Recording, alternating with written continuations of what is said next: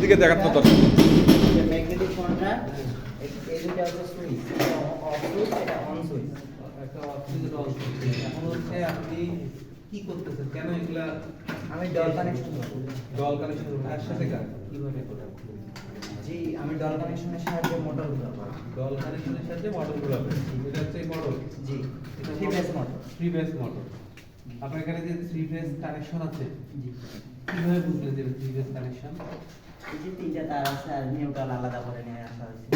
আমি যদি আপনাকে 3টা তারের মধ্যে দেখাই, না, এটা কালার আছে রেড, ইয়েলো, ব্লু, কিন্তু এখানে কালার দেওয়া নেই। আচ্ছা বলে দিচ্ছি আমি। Red yellow blue.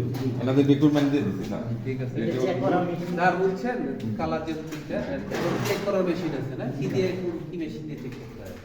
এই সাইডে বলছিল নামটা মনে নেই আমার। নামটা মনে নেই। এখানে এটা নেই। তো ঠিক আছে, প্রথমে আপনি কি করলেন যে এইটার সাথে এটার কানেকশন দিচ্ছেন, দেওয়ার পরে সুইচ দিয়ে কন্ট্রোল করব। করেন, ধীরে ধীরে করেন যাতে হচ্ছে আমি বুঝতে পারি। ঠিক আছে।